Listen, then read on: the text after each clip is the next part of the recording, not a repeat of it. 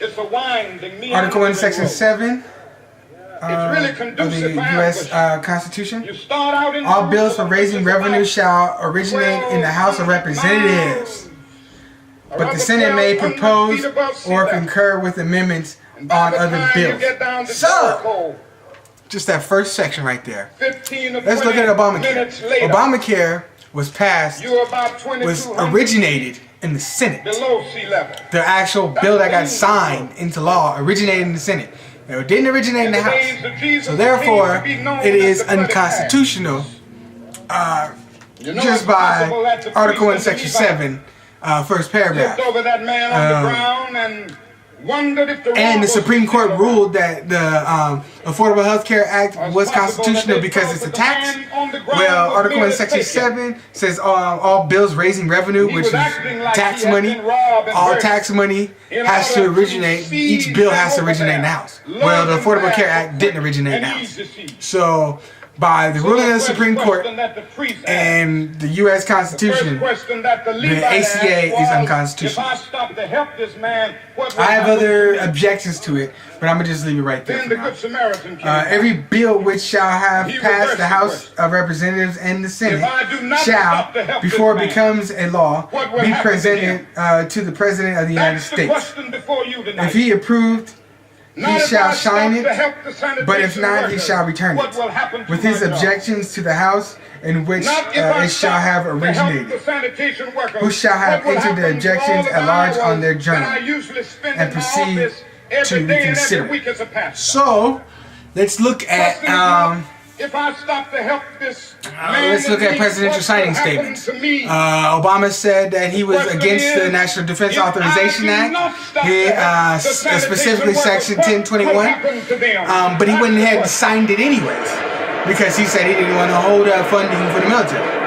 Well, right here in Article 1, Section 7, there's a specific provision saying that if the president has objections, he can write his objections down, send it back to the House, send it back to the legislature with his objections for them to fix it. So, if he was seriously against Section 1021 of the NDAA, which basically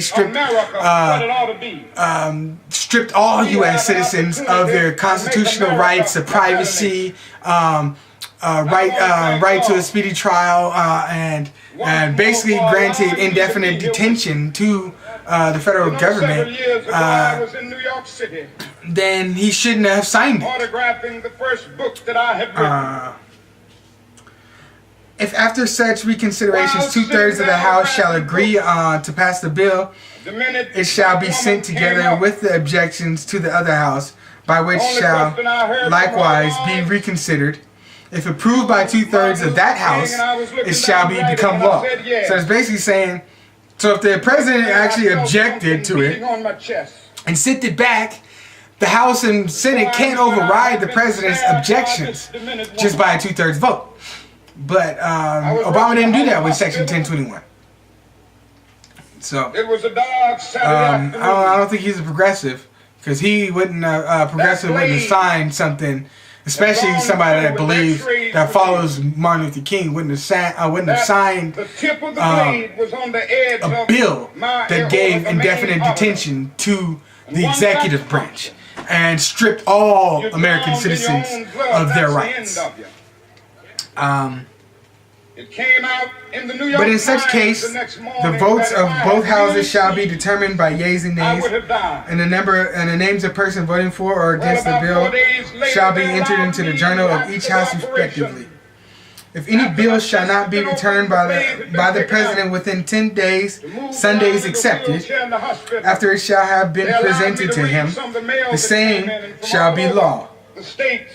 And in like manner, as if he had signed it, unless Congress, by their adjournment, prevent its return, in which case it shall not be law.